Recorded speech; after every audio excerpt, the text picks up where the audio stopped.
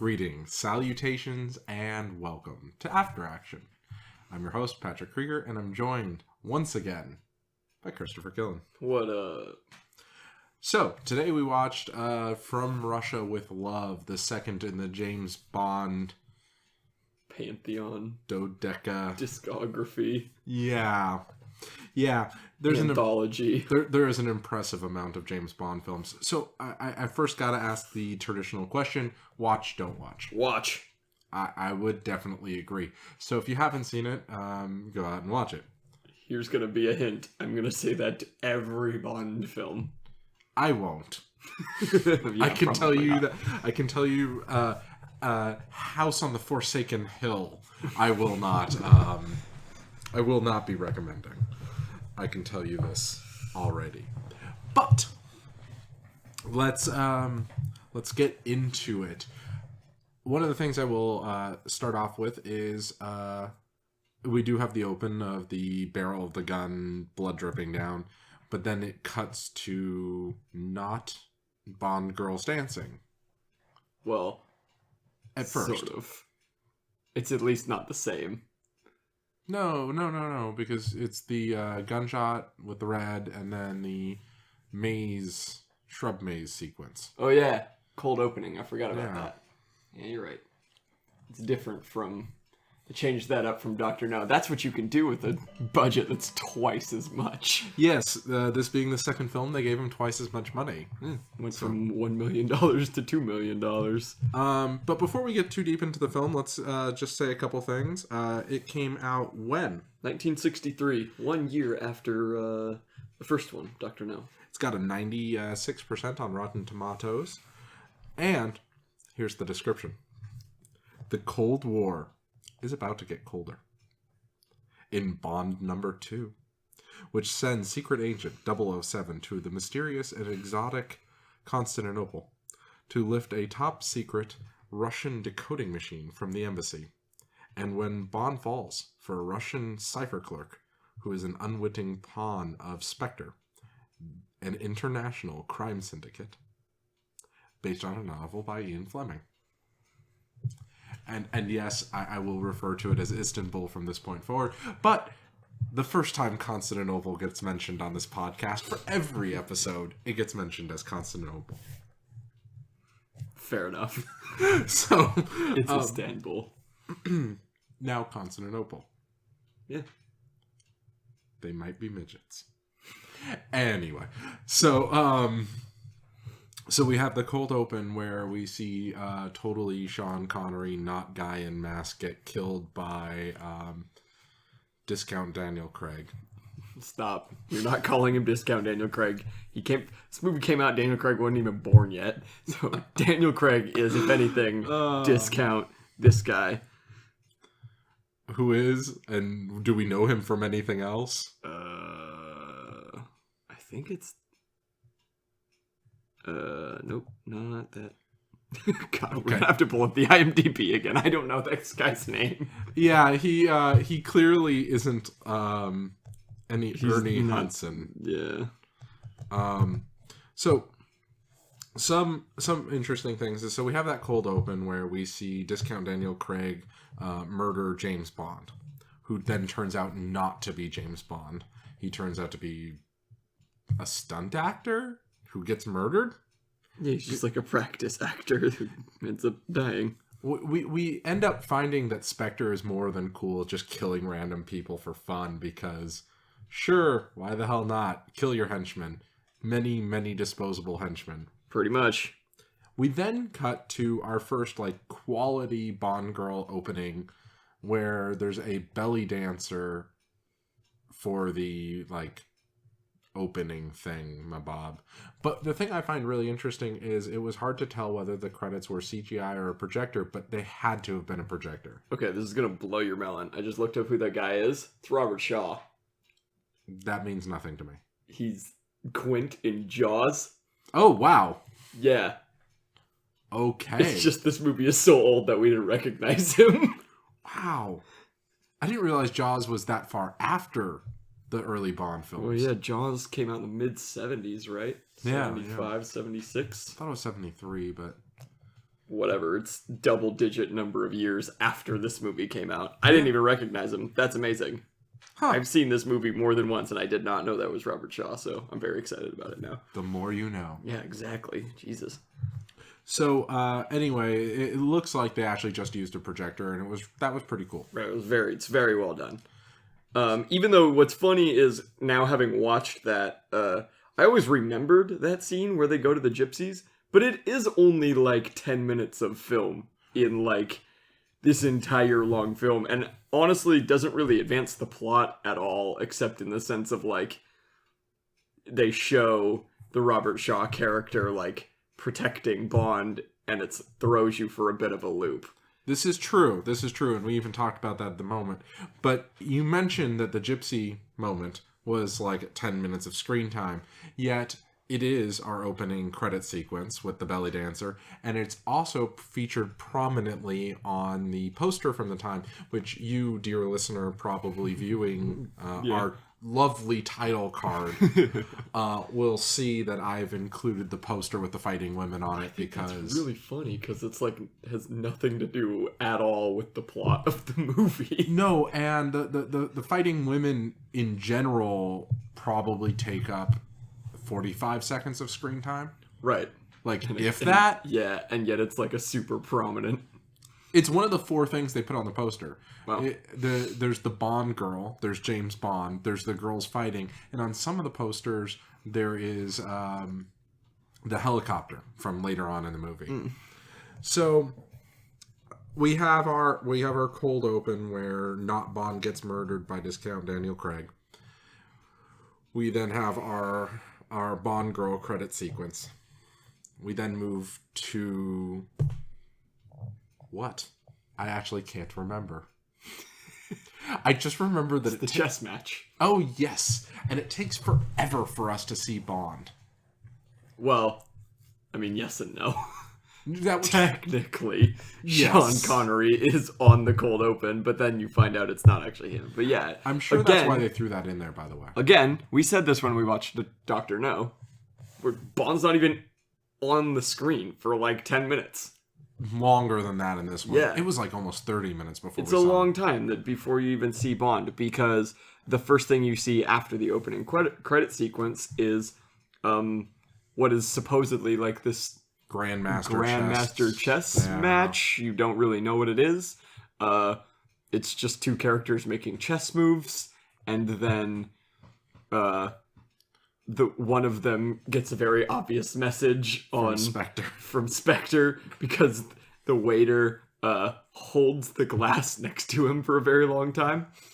Yeah, that was kind of funny. And then he lifts it up and sees on the napkin underneath his glass of water that you're needed. And then he wins the match in 2 moves after that. Yeah, so that either implies that he was toying with the guy.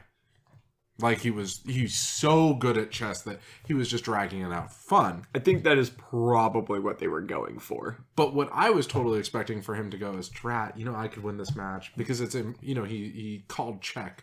So like he's implied on the winning hand of this. So I expected him to go, Drat, I have to lose this match, and have that be a comment later.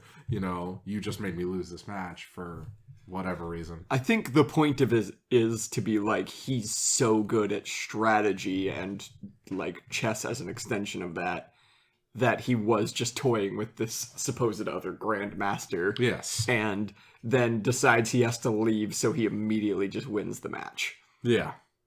Yeah, but because then the very next scene is him coming into the headquarters of Spectre or whatever. Oh, with the animal torture. And them talking about his plan and how he's, anticipated every possible counter move or something like that. Like he thinks he's infallible in terms of strategy, and the other members of Spectre are inclined to believe him. Well, he hasn't let them down so far. As we find out, no one at that level has let anyone else down, apparently. Right. So, which makes me wonder, just spitballing here, if number 3 fails, right? As he does, spoiler alert. Wouldn't that mean that number 1 fails? Because, like, if the whole organization fails, doesn't the leader of the organization have to take some credit? But anyway, let's quickly talk about the Japanese fighting fish. I've never seen Japanese fighting fish fight. Really? Yeah, this is not something I've ever seen. I think they're gorgeous little fishies, and I don't like suffering in general, which is funny because I adore, like, schlocky slasher films. But it's just, like, so fake that, like, I don't worry. Like, there's a difference between, like, humans acting it out and these fish actually being on a movie screen, actually fighting. To the death. Yeah. Before your eyes, for your bemusement. And then he feeds one to his cat. Yeah. Like, he clearly just feeds, like, a dead beta fish to a cat, which you were telling me that we think that this is where the archetype of sinister, faceless villain with white cat comes from. It has to be. Again, this just strikes me as really high-quality schlock, but this is the first time, like, compared to Dr. No, I felt like this was a... Whereas Dr. No, I felt like, was a B movie with a huge budget. This feels like a Bond film to me. I don't know why. I mean, I think there are several reasons that you could point to, the most obviously being just the bigger budget. I mean, they had twice as much money to do it. Plus, same directors, same producers, a lot of the same personnel on the film.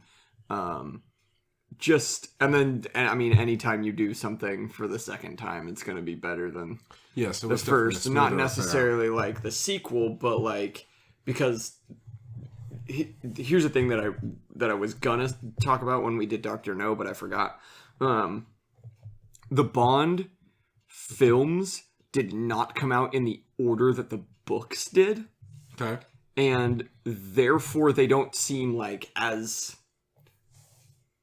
They don't suffer as much from being a sequel to the original. Dr. No was the first Bond film that came out, but it was actually the 6th book that was written. This, From Russia with Love, being the second Bond film, but it was actually, the book came out before Dr. No did. So, like, you're seeing things out of sequence, but because of that, I feel like there's not as much of a sequential, like... It's like if you watch the Harry Potter movies, like, you clearly you have to watch them in order. The second one builds on the first one. The third one builds on the second one. The Bond movies don't do that. This one kind of did, but overall, yeah, I know. I mean, only in the sense that, like, they've introduced Spectre as this concept, and then Spectre just exists. And then they say, there's one line in the movie where they're like, we'll get revenge on Bond for killing our operative, Dr. No. But it doesn't really... Like, the motivation, Spectre's motivation, as far as the plot goes, doesn't have anything to do with what happened in Dr. No. They just sort of mention that it happened. Well, they mention there is more than one callback. There is more than one callback to the first film, but that's the only one that you could that you can't get away with it being out of sequence, because they make the comment of, "Oh, last time you went to Jamaica and I didn't see you for 3 months." Right, again, just like... That could be any trip to Jamaica. Right. You know, it doesn't have to it has nothing to do with the plot. Like, there's no... And so, like, that's one thing I feel like. So it doesn't... The Bond films don't suffer from being sequels as much as other sequential things. It's episodic, not sequential. And they just had a bigger budget. Like, that's the biggest thing for me, is just the first film was... Dr. No was so successful that they doubled the budget for the next one, and it was even more successful. Not technically more successful in terms of a percent, but in terms of money. In terms of raw dollars, it made about 20 million more than Dr. No did. For an additional $1 million. For an additional $1 million investment. Yeah, that which is a lot. I think those things are why From Russia with Love is so much feels like more of a Bond film than Dr. No does. FYI, I want to point out that it wasn't until Jaws that the box office broke $100 million. So put that in perspective. James Bond, the second film, got, like, what you said, like $76 million? 79 million, I think, is what the Wikipedia said. $79 million, and it wouldn't be until, like, almost a decade or more later that a film hit 100 million. Right. So Just shows you how wildly successful the early Bond films were. Yeah, particularly for the budget invested, even inflated. Like, even if you say that, like, today, again, roughly accounting for $1963, you can normally take $1 and times it by 20. So this is a $40 million film today, roughly. Right. Even if it still only made $79 million, that's not bad. It's not good, but that's not still bad. Successful. Right. When you're talking of films making in the like $1 billion neighborhood. Like, well, also typically you double the budget for advertising. Right. So a $40 million film would be an $80 million film, and so $79 million ain't enough. Right. But it ain't bad. It ain't losing your shirt over it. Right. Which is cool. Yeah. What else happens in this movie? So, they have a scene in Cambridge where Bond is reuniting with a girl he seems to be steady with. Yeah. For whatever that's worth to James Bond. Yeah. And he has a pager. And a car phone. MI6, man. Yeah. High tech. I'm disappointed that he just didn't have a cell phone. Like, he has a cell phone. But no, he doesn't. And there's a gratuitous shots of Sean Connery's feet, which I did not appreciate. It's because he's checking the temperature of the champagne with his feet. Because why? There's war. Because what else are you going to check it with your hands? Like a peasant? Okay. Of course James Bond's going to check it with his feet. Come on now. Fair enough. We get our first appearance of Q. We do get our first Q. And our first real spy gadgets. Q appears in every Bond film from 1963 to 1999. Oh, I thought he made it to the 2000s. He did not. Sadly. I don't know if that's because the actor passed away or not. It may have been. Dude is pretty old in 1963, and he made it another 36 years of Bond films still acting. So, it just makes me think of our comment from our first film talk, the late great George Lucas. Yeah, the late great George Lucas, because George Lucas died. This is gonna be super off topic, but I was listening to a podcast about music the other day, and one of them mistakenly said this was recently after the late great Glenn Frey of the Eagles had passed away, and one of them got confused and said that Joe Walsh had passed away. So now every time they talk about the Eagles, they say the late great Joe Walsh, even though Joe Walsh is very much still alive and touring. Anyway, Bond goes into MI6 headquarters, gets his first gadgets from Q, which is this briefcase that's got all sorts of stuff in it. Yeah, it's a very much a Chekhov's gun of a briefcase. It's like literally every single piece of it gets used. Okay, so that's what the weird tubes were. So I did miss a line of dialogue when they were checking out the tubes. Oh yeah, that's the ammo for the gun. The ammo for the gun. Then there's a gun, just a gun inside it. You know, one of the Henry survival rifles. They called it an AR-7, which apparently it is an AR-7, but I've always known them as a Henry survival rifle or a U.S. Air Force survival rifle. Sure. There's a balanced throwing knife, which Yeah. I thought was funny considering He didn't throw it. doesn't get thrown. Even though plenty of knives get thrown. Yeah, but not that one. We have a can of, what did he call it? Talcum powder. Yeah, it's talcum powder can with a tear gas grenade inside it. And that might be where we start getting the phrase, this may look like an ordinary can of whatever. Because he says that, like, this may look like an ordinary can of talcum powder, but it's actually tear gas. Right. There's 2 things of gold sovereigns. Yeah, there was 2 sachets of 25 each gold sovereigns, which, for those of you in the know, is slightly more than 1/4 of an ounce of gold per sovereign. So that's actually Some of us weren't in the know. I did a whole video on this. I'm sure you did. A while ago. That doesn't surprise me even a little bit. So yeah, he has these like tons of gold. Yeah. which I thought was funny. And then they very obviously teach him how to set off the tear gas and how to not set off the tear gas. Yes. Just very gratuitous. Like, they make him do it twice so that the viewer knows it's gonna go off later in the movie. Which I would have thought would have been great if they just didn't do it, or if he did it by accident. Oh, the fake Chekhov's gun. Yeah, but is that disappointing if there is a fake one? Yeah. I mean, you can't... That's the whole thing about Chekhov's gun, is you show something for a very specific purpose because it's going to come up later. This is true. And that's like, I mean, it's kind of the whole point of the medium, right? You're showing things that happen so that you can call back to them later. This is true. So Bond is sent off to Istanbul. Yes. To meet with a Russian spy who wants to defect and get a Lecter code-breaking machine. It's an Enigma machine.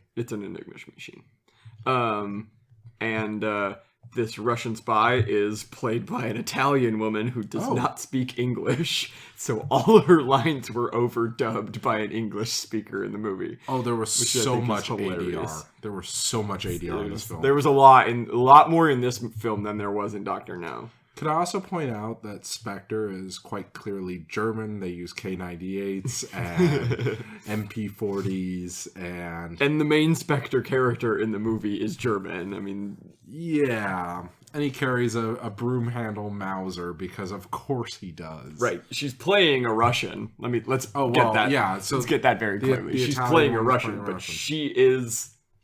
Oh yeah, the Italian woman is playing a Russian, but the other Russian woman who is supposedly her boss is a German woman. Seriously? Yeah. Yeah, it came across. She reminded me of the way the portrayal in NCIS LA of the former East German woman. You lost me. Okay. NCIS fans! Woo! Anyway. So, this film was... I don't know. This film was not nearly as happy-go-lucky as the previous film. For me, it was and it wasn't. This is a thing I'm gonna say a lot about the Bond films. I felt like this one was more tongue-in-cheek than Dr. No, but I felt like the reason for that was because of how successful Dr. No was. As far as there were more things where it's like Bond making an inside joke with Kareem Bey. Like they both make innuendo jokes at each other pretty much every time they have dialogue. This is true. And I have a running theory, by the way, that man who is the head of MI6's operations in Istanbul was like the Bond of yore, because he keeps referring to everyone as his son. Because they're all his sons. He has all the sons. Yes, all the sons. Everyone who works for him is his son. And they're all in... they can't possibly have been... the same group or the same person or two people, because they are in far too many places at once. He has at least 3, if not tons more. It's implied that he has tons. It's implied that he has 15. He even makes the joke, "I love large families." Right. He says it there's a scene where his line of dialogue is basically saying, "I like large families," about 3 different ways in one paragraph. This is true. So, the Russian woman is told to play pretend and love Bond so that, something can happen. I don't know if she knows what's going on. She doesn't know what's going on. This is the whole point. So Tatiana Romanova, the Russian woman played by an Italian who doesn't speak English. Yes. Is told to tell Bond that she's defecting and that she's going to, bring with her this Lecter decoding Enigma machine from the Russian consulate in Istanbul. And she believes that the woman who works for Spectre, the Russian woman who works for Spectre, still works for Russia and doesn't know that she works for Spectre. Because for some reason the Kremlin decided not to keep that under wraps. Yeah, that she defected, I guess. I don't know, whatever. I don't know why you wouldn't tell your spies. She's told to seduce Bond and have him help her get out of the country or something like that. Bond says in the very beginning of the movie to M this is obviously a trap. And M says, yeah, obviously, but let's do it anyway. Let's do it anyway, because if there's a chance to get a Lecter, we gotta take it. Right, we gotta take it. So they meet up in Istanbul. There's a thing about when Bond is being driven from the airport or the train station or whatever it is. That the Bulgarians are following. The Bulgarians are following them, and like, this is just a thing that we do, and it's very friendly. They follow us, we follow them. It's all in good fun. Yeah, it's all in good fun kind of thing. Until the Bulgarian gets 86th? Yeah, no. 86th means kicked out. Oh, I thought that means killed. Oh, no. When you get 86th from a bar, it means you can't come there anymore. Cut off. No more. Can't be in there. I know 86, your order means to cancel the order. Oh, interesting. Anyway, yeah, so then, so Spectre, sends one of their agents in, and,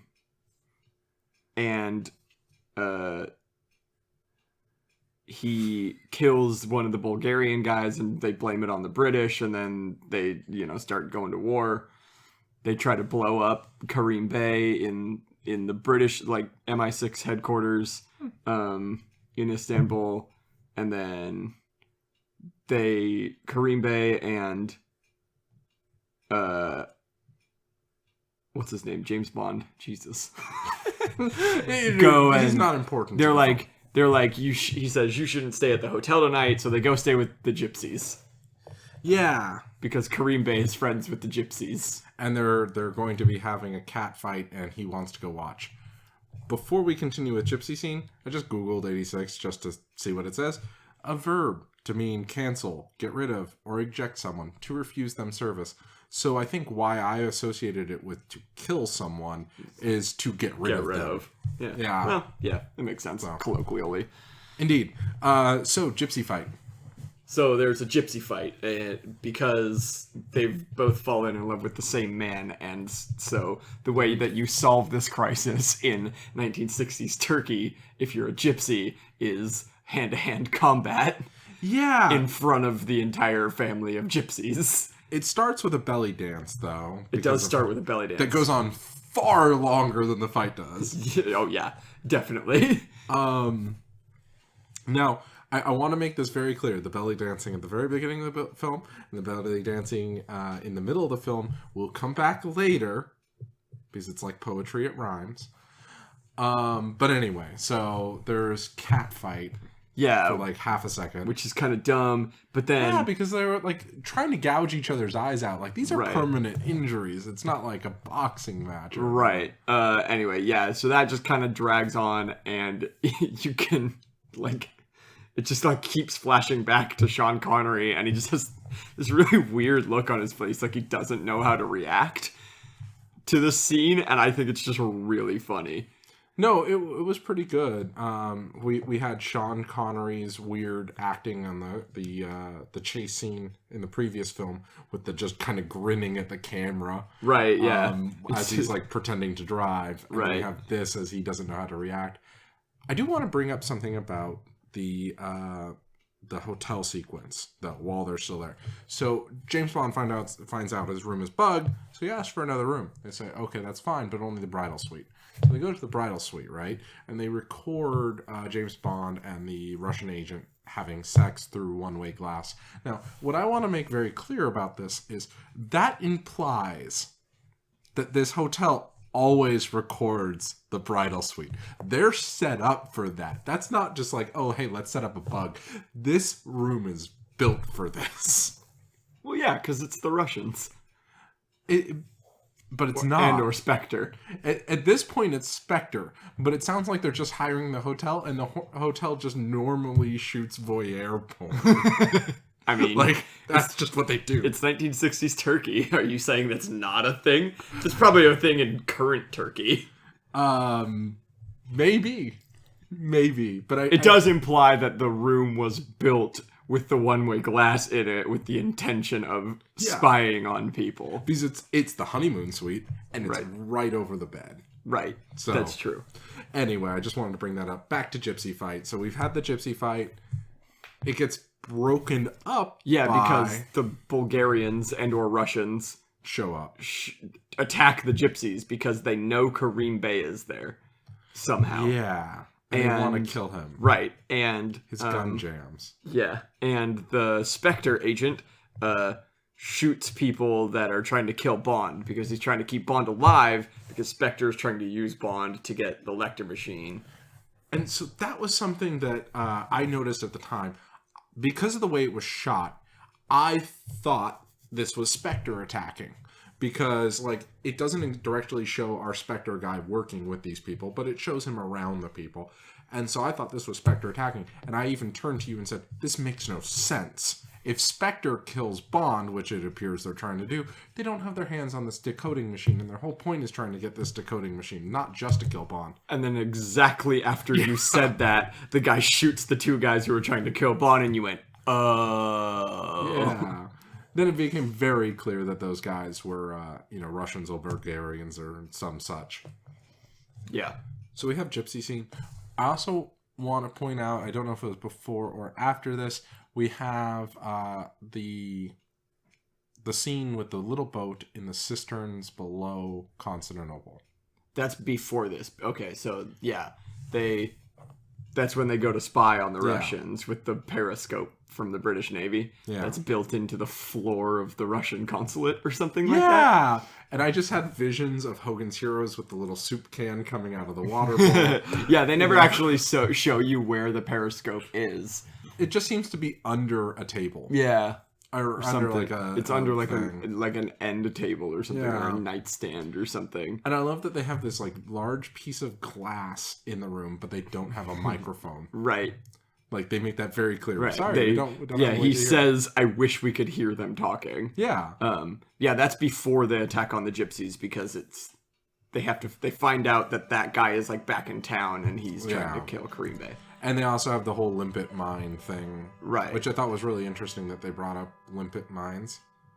Which is kind of cool. Sure. Okay. Then, so Kareem Bey and James Bond go to get revenge on the guy that led the attack. Yeah. On the gypsies. And they do. That's all. I mean, that's really all there is to that scene. Like, they just... The guy, like, tries to climb out his bolt hole, and Kareem Bey shoots him in the back, and he falls off a billboard. Don't worry, my sons will go ring his doorbell. Yeah, exactly. His two other sons, who were apparently beat cops in Istanbul, just walking around night patrol. Yeah, and, like, I think Bond almost shoots them. Yeah, he does. Which is, I just love the concept of Bond's like, oh, these police officers are in my way. I will kill them now. Hey, man, 007, license to kill. Yeah, I suppose. But still. Yeah. Just randomly shooting cops. He is pretty jumpy. Yeah. So, yeah, and there was the Bob Hope thing, which I thought was kind of funny. It was a billboard for a Bob Hope movie. Yeah. Cool. Yeah.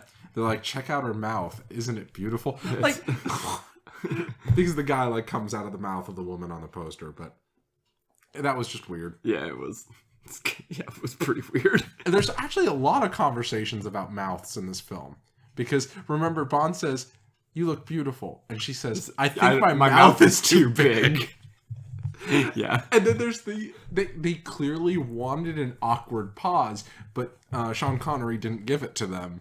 So they just... Because Sean Connery's not awkward. Sean Connery is smooth, obviously. That's why he's James Bond. So they just throw in a few extra still frames. Yeah. And then do this close-up of her mouth of her, like, licking her lips and stuff. Oh, man. It is funny. It's pretty funny. Yeah, what happens after that? Then they start trying to escape. Yeah, it's all about making it home to jolly old England. Right. Lady.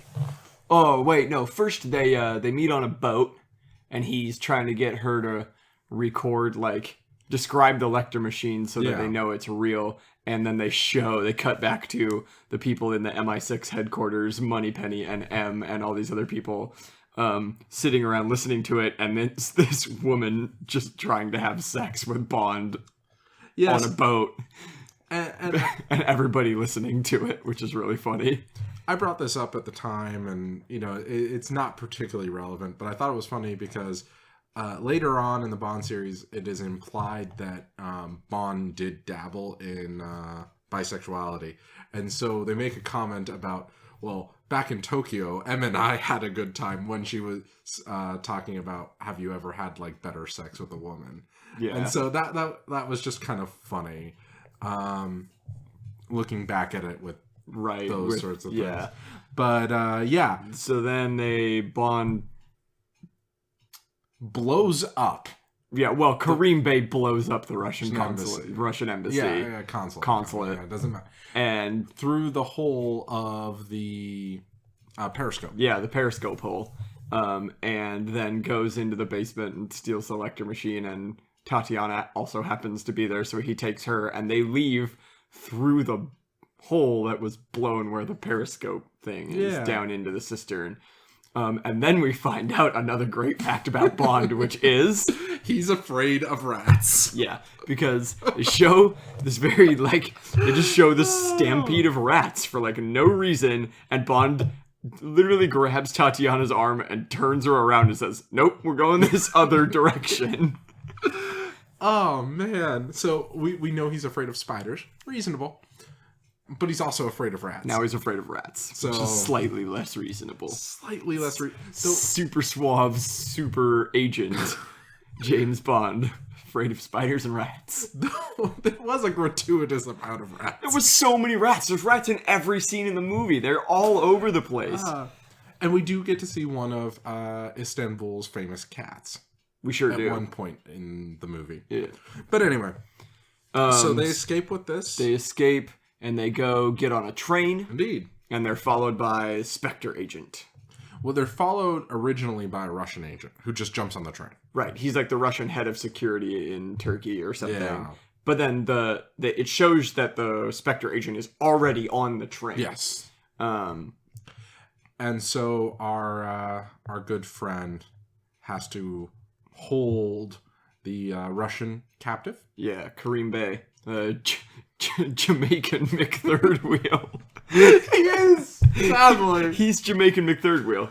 Oh, yes, he is Jamaican. You know what's funny is actually I feel like there are two Jamaican McThird Wheels in this movie because the Spectre agent at one point will get there, but he becomes Jamaican McThird Wheel. So this is true. Kareem Bey is now Jamaican McThird Wheel traveling with Tatiana and James Bond on the train, and they're supposed to have this plan where they stop in this certain location and then they're going to get in a car and drive them across the border or something like that. Yeah, because there's something about a border check which I think has something to do with the former Soviet Union. Right, yeah.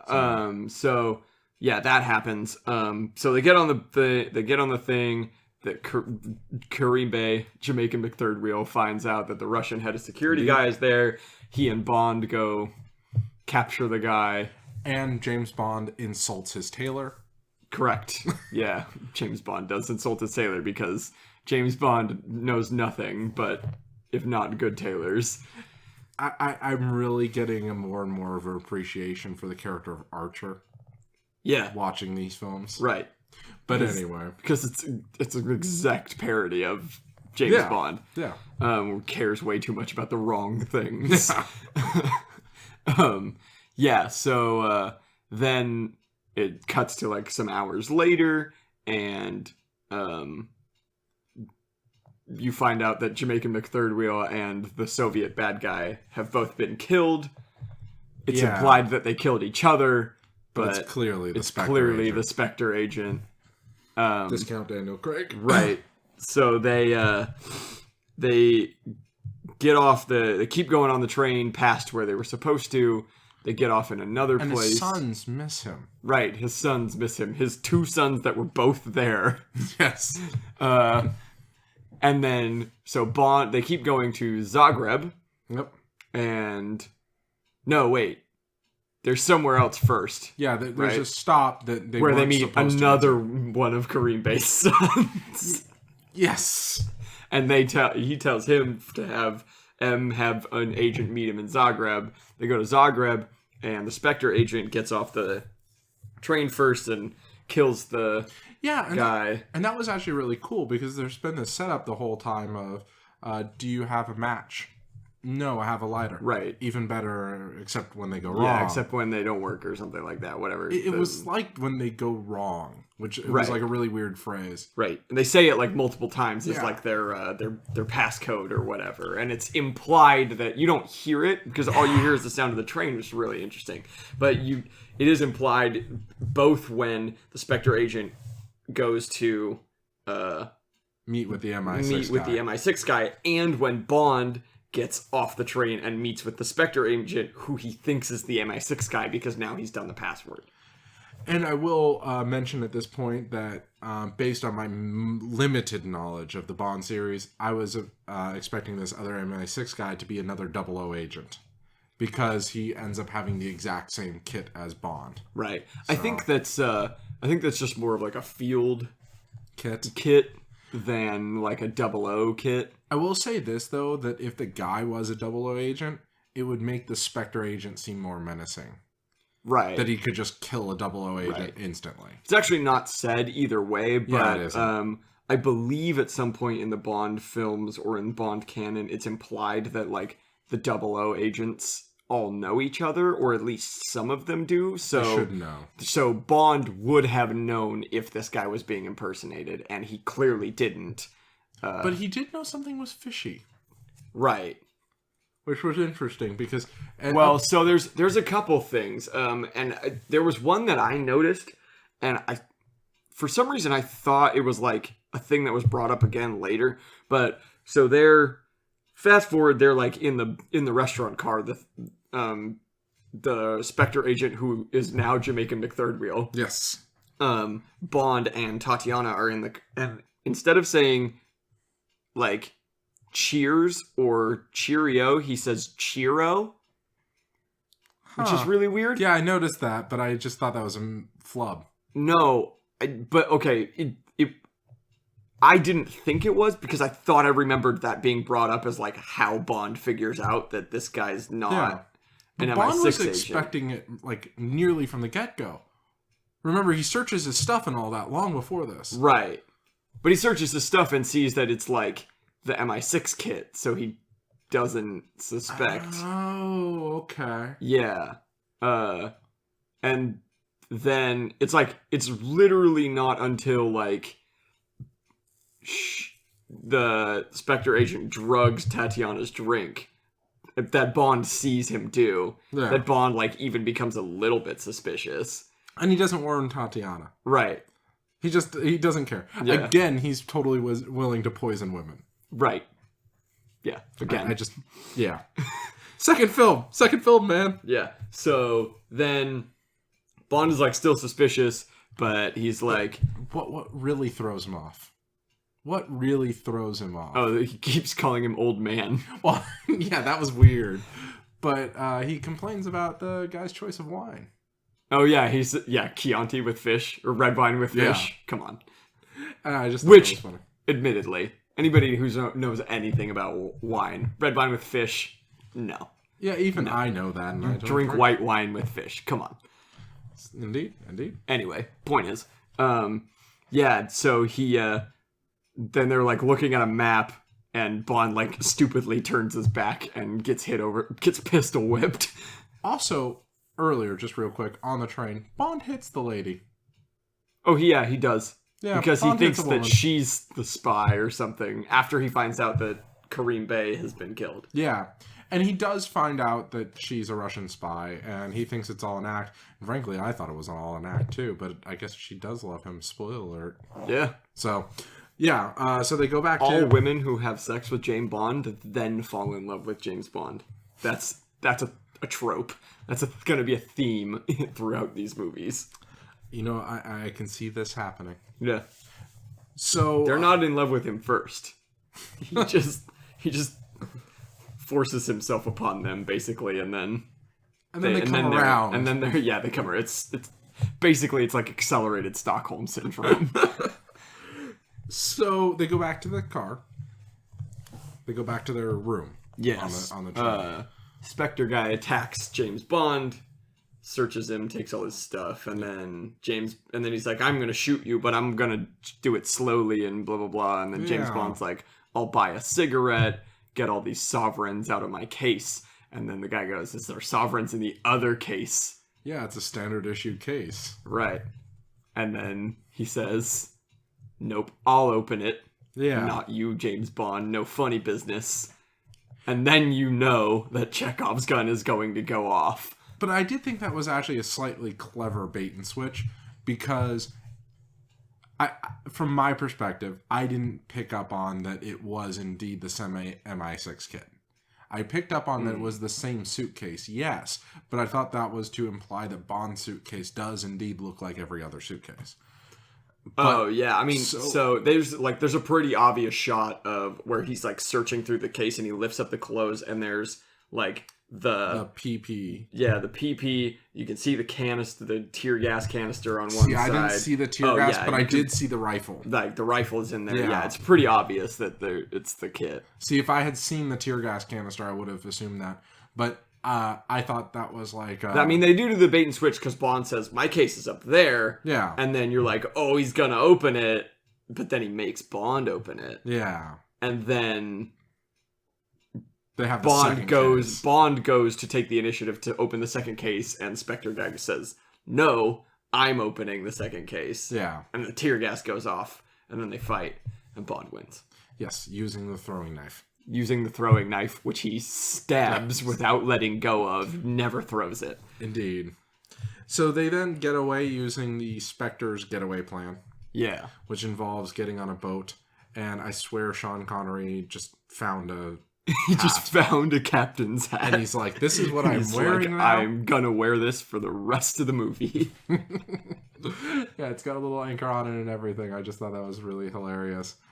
And I was so excited with the boat chase scene. I was hoping for boats crashing into rocks and randomly exploding. We didn't get that, but we did get boats exploding. We did get Bond shooting a flare gun at floating barrels of petroleum. Yeah. And that exploding 3 Spectre boats. Yes. And somehow they exploded in 2 separate groups. I thought that was the most interesting part. Like, there's this huge sea of gasoline, and he shoots a flare into it, and that only explodes half of it. Right. Then he explodes the other half with the second shot. And this whole trip is to get them to Venice, which I was super stoked. I can't wait to see James Bond fight sharks in Venice. Not going to happen. And then, we skipped a scene. There's a scene where the Spectre heads 1, 3, and 5 are talking again. We actually skipped 2 scenes because of the helicopter thing. Oh yeah, when they're driving in they're driving in the car and they get attacked by a micro helicopter and with Bond grenades. Shoots the guy and he drops a grenade inside the helicopter and it explodes 4 times. Yeah. The helicopter explodes once in the air and 3 times on the ground. Yeah, and you don't actually see the crash. Like, they clearly destroyed a helicopter, and they clearly destroyed one in the air, but somehow didn't catch it falling. Right, you see it falling, you never see it hit the ground, and then you see it on the ground on fire. Exploding 3 times. And then there's a scene where 1, 3, and the Spectres number 1, 3, and 5 are talking about failure and they're really scared, and then the one that you don't think is going to get killed gets killed. Yeah, they say the punishment for failing is death, and they set up this boot with a poisoned tipped knife. Yeah, in the toe. Yeah. And then he kicks the guy in the calf. Yeah. And he dies in 12 seconds, and they say, slow. We need a faster poison. So it's also set up the end scene when they're in Venice and sand sharks. Yes, sand sharks. And number 3 or she number 5? She's number 3. Number 5 is indeed the chess guy. Okay, yeah. So number 3 comes to be a maid service. Pose as a maid and steal the Lecter machine because this is their last ditch effort. Yeah, she's getting desperate. Every one of their plans has failed. She's getting desperate. So then because they've sold the machine back to the Russians, and Spectre wants to have it there on time. Right. So she gets the drop on Bond because he thinks she's a maid, and she pulls a gun on him, and then Tatiana hits the gun out of her hand, and then Bond like starts running at her, and she kicks her boat. She kicks her shoes, or she Dorothy Wizard of Oz heel taps, and the poison knife tip comes out of her toe. And she starts like awkward. She starts like, trying to fake kick. So Bond picks up this chair and pins her against the wall, and she keeps trying to kick him and punch him. Here's our hero, James Bond, beating up an old woman. Spy. He's not even beating her up. He's just holding her against the wall with a chair while she's trying to kick him. And Tatiana picks up a gun and shoots her. Yeah. A pearl-handled little pistol. And then James Bond says the line of the film, as far as I'm concerned. Yes. He says, well, I guess she got her kicks. And then tons of pigeons start flying. Like, instantly, tons of pigeons start flying. It's so good. I've said it before, and I've said it again. The James Bond movies were meant to be tongue-in-cheek, and there's nothing more tongue-in-cheek than that line. Oh, man. So, we have to have a little bit of a wrap-up after that glorious scene. And so we have Bond and now Tatiana, truly defected Russian agent, cruising around in Venice, again, sadly, sans sharks. In a gondola. Yeah. With Bond has a reel of film. He checks it out, sees indeed that it was them... sex tape. Forming the beast with two backs. Yeah, sex tape. And he laughs and says, oh, they were telling the truth. And she says, about what? And he says, I'll show you. And then they start having sex. And then the most awkward ending of all time. So it's Sean Connery's hand, which probably not even Sean Connery's hand, it's some extra's hand, holding the reel of film up, and they throw it in the water, and then awkwardly waves at it. See, that's where the belly dancing comes back. It's the belly dancing, but with your hand and wrist, if you can imagine that. Well, they in the opening credits, they have the woman doing her hand at the end of the credits. Yeah, right. And then Sean Connery does it at the end. Direct callback to that. And then it's the end, and we are now 2 for 2 on Bond films, ending with Bond having sex with a woman on a boat.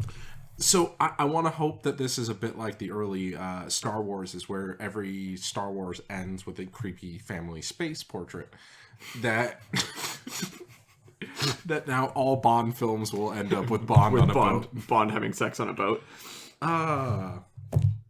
These movies are great. Here's the thing. This is the biggest difference between the ending of Dr. No and the ending of From Russia with Love, is that in Dr. No, Bond and the girl were alone on the boat, but somebody's got to be steering the gondola. Well, not only that, remember she mentions, not now, we're being filmed. Yeah, because they're like in canals going under bridges in Venice, and there are tourists with cameras. Yeah. Oh, man. From Russia with Love, great film. Oh, here's the thing. There's one important Bond thing. There's not really a Bond car. Bond gets driven everywhere. He doesn't really do any of the driving except for the truck at the end. And there's not really like a car chase. I mean, they're chased by the helicopter. Dropping grenades, but it's not really the same as like the actual chase in Dr. No. There's where a train. He's like, yeah. The train, I seemingly switches engines multiple times. At some points, it has those little guards that shield the light of the train. Sure. And sometimes it doesn't.